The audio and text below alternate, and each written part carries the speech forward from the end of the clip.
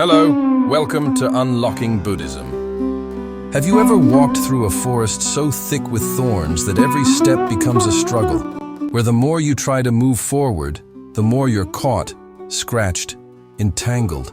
What if I told you that some societies, perhaps even our own, feel just like that? Not because of the landscape, but because of the minds that inhabit them. A society filled with anger, greed, envy, and pride becomes a forest of thorns. Every interaction is tense. Every conversation is fragile. Every decision is clouded by mistrust. People move through life as if caught on invisible hooks. One careless word, one misinterpreted glance, and everything unravels into conflict. Progress halts. Peace becomes distant. And even love struggles to survive. This isn't just about systems or politics. It's about the inner world of the human being. It's about the silent war inside each mind. A war between wisdom and ignorance, between humility and pride, between generosity and self-obsession. And when the wrong side wins, not only does the person suffer, everyone around them feels the thorns. But what creates such a society? And more importantly, what transforms it? This is not a video about blame. This is a journey inward, into the heart of how we live, how we think, how we treat one another. A reflection on why everything feels so difficult, so heavy, so sharp, and how the Dhamma, the timeless path taught by the Buddha, offers another way. A way not just to survive the thorns, but to stop growing them in the first place. Tell me in the comments, what does a thorn in society mean to you?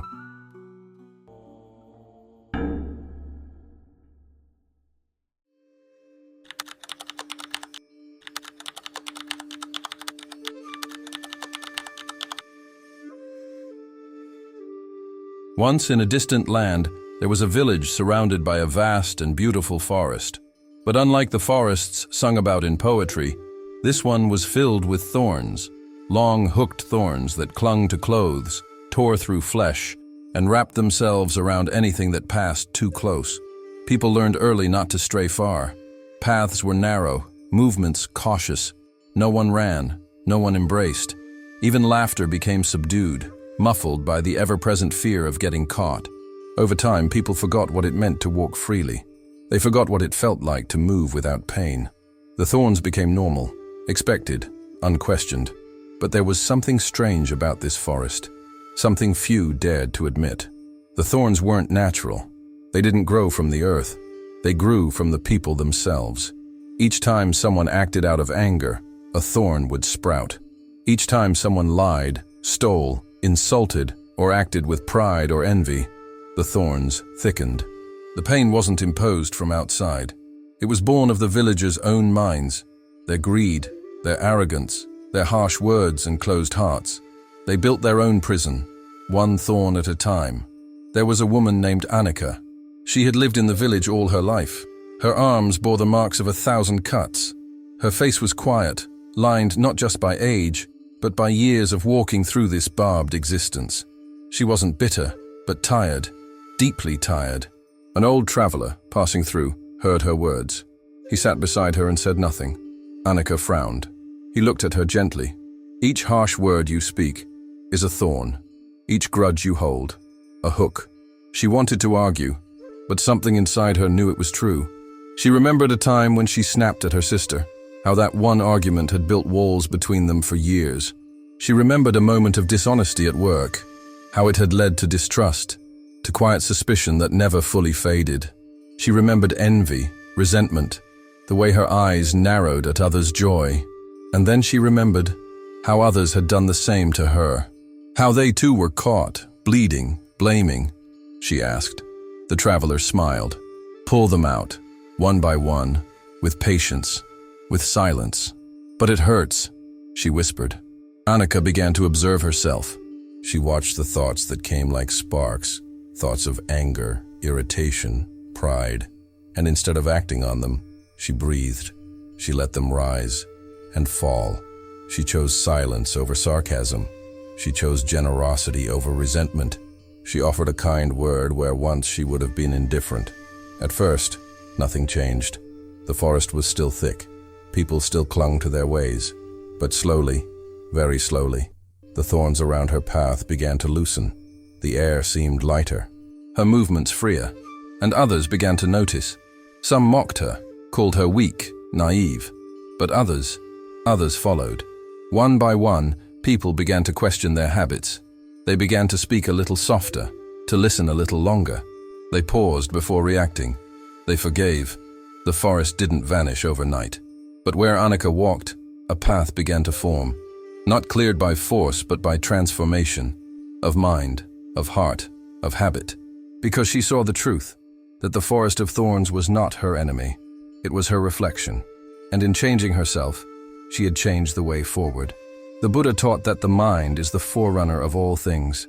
With our thoughts, we make the world, he said, and when the mind is ruled by defilements, greed, hatred, delusion, it shapes a world full of friction, conflict, and sorrow. This is not poetry. It is the law of cause and effect, of karma.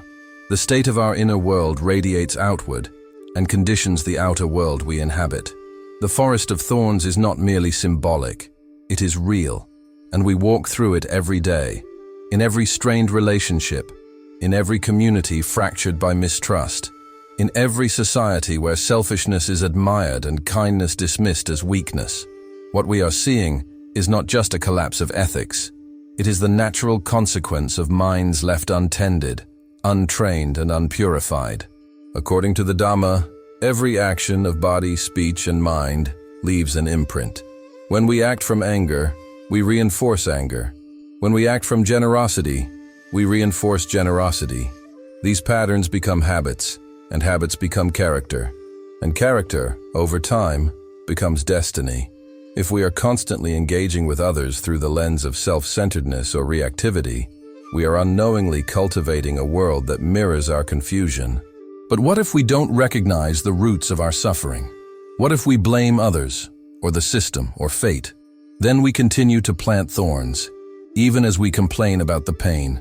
A society that forgets to look inward becomes trapped in cycles of blame and reaction. This is not only tragic, it is avoidable. The Buddha called this ignorance, not stupidity but blindness, a lack of clear seeing. And the cure for ignorance is not more information, but wisdom, the deep understanding that suffering has causes, and that these causes can be removed. This is not passive acceptance, it is empowered clarity. It is the kind of seeing that changes everything. This is where sila, moral conduct, becomes essential, not as a set of rules to please a deity, but as a training of the heart. When we refrain from harming, from lying, from stealing, from intoxicating the mind, we are not just avoiding bad karma, we are cultivating clarity. We are creating space for wisdom to arise. Ethical conduct becomes a mirror, reflecting back the kind of person we are becoming, and gently correcting our course when we stray. But sila alone is not enough. It must be joined with mindfulness, sati, and discernment, panya. We must observe our intentions with honesty. We must question our motives. Is this act arising from kindness or from a desire to dominate? Is this silence rooted in wisdom or in fear? Each moment is an opportunity to plant a seed of thorns or of healing. And so the practice becomes this: to notice the seed before it takes root, to catch the anger before it becomes a word, to feel the pride before it becomes a decision, to know the envy before it becomes action. This is the work of mindfulness, not to suppress, but to see clearly, and in that seeing, to choose freedom. The Buddha never said that the world would be free of thorns, but he did say that we could stop adding to them, that we could cultivate a path, the noble eightfold path, that clears space within and around us. In that sense, every act of kindness is an act of revolution. Every time you choose honesty over manipulation, patience over irritation, simplicity over greed, you are clearing the path. You are removing a thorn, not just for yourself, but for all who follow behind you. This is how the Dhamma works. Quietly, steadily, profoundly. Not by changing the world from the outside in, but from the inside out. One mind at a time, one choice at a time. This path doesn't promise applause or recognition. It promises peace. And peace, once tasted, becomes the most natural thing in the world. You don't need to live in a broken society to feel the thorns. You only need to drive through traffic on a Monday morning, or read the comment section of a heated online debate, or wait in line when you're tired and someone cuts in front of you. In these small, ordinary moments, the forest appears again. The mind bristles, the tension rises, and unless we are careful, the thorns take hold. Consider how we handle disagreement. One harsh comment from a coworker, and we carry it for days. A misunderstanding with a friend turns into silence. A simple mistake becomes an excuse to withhold kindness. These are not the results of laws or institutions. They are the fruits of unexamined minds, of reactions born not from wisdom, but from habit. The teachings of the Buddha are not abstract philosophy. They are practical medicine. When he taught about right speech, right action, and right livelihood, he was offering tools to navigate this thorny world with grace. These aren't rules to follow blindly. They're mirrors to help us see what kind of seeds we are planting with our every word, every silence, every glance. In a workplace, for instance, honesty might seem risky. What if being truthful makes us unpopular? What if it costs us opportunities? But in the long run, truth builds trust. It frees us from the anxiety of pretending. It sets a tone, and it invites others to do the same. One honest person doesn't change a company overnight, but it opens a door. In families, the practice is even more delicate. We think we love, but we often love with expectation. We want others to change so we can be at peace. We wait for apologies before forgiving. We think patience is weakness, and speaking gently means losing power. But in reality, it is these very acts, listening deeply, speaking kindly, pausing before reacting, that transform not only our relationships, but ourselves. In our spiritual practice, too, the thorns appear. We might compare ourselves to others, judge our meditation, cling to results. But the Dhamma is patient. It teaches that growth is not in flashes of insight, but in the daily effort to be more mindful, more honest, more compassionate, even when no one is watching. Sometimes the most radical act is to forgive, not because the other deserves it, but because we no longer want to carry the thorns. Sometimes the wisest move is to say nothing, not out of fear, but because silence is the only response not poisoned by ego. And sometimes what looks like weakness, walking away, yielding, letting go, is actually the strength that ends the cycle of harm. We begin to see that the real forest is not out there, but within. Every encounter is a chance to ask, what am I bringing to this moment? Clarity or confusion? Thorns or peace? This doesn't mean we never speak up.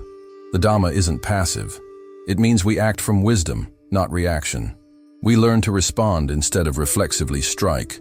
We learn to look deeply, not just at others' faults, but at the ways we feed the same patterns. And when enough people choose that path, the path of restraint, of kindness, of clarity, then the forest begins to change. The air becomes breathable. The ground softens. We remember what it means to walk freely again. One moment of patience, one act of forgiveness, one word spoken with care. These are not small things. These are seeds of awakening. There is a moment, quiet, almost invisible, when you realize the battle was never outside. It was never the system, never the others. Not really. It was the subtle clenching in your chest when someone disagreed with you. The tightening in your jaw when you weren't seen or heard. The silent measuring, comparing, defending, day after day, breath after breath. The world, as we experience it, is not separate from our minds. And that is the great power of the Dhamma. It turns our gaze inward, not in self-absorption but in awakening, not in retreat but in revelation. Because when we understand that the forest of thorns grows from within, we also realize we hold the tools to transform it, not by force, not by blame, but by stillness, by seeing, by choosing differently. This is not a grand revolution. It is not loud. It does not shout. It moves quietly, like water softening rock, like grass breaking through concrete. It begins the moment you stop feeding the same stories. It is the revolution of restraint, of not responding with the same old pain. The revolution of presence, of staying with discomfort without collapsing or reacting.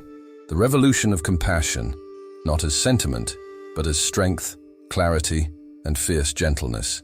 The Buddha never promised an easy path, but he did promise that the path works. He promised that morality, mindfulness, and wisdom, when cultivated consistently, lead not to repression or boredom, but to freedom. Real freedom. The kind that doesn't depend on praise or success. The kind that smiles without needing attention. The kind that can sit in silence and feel completely full.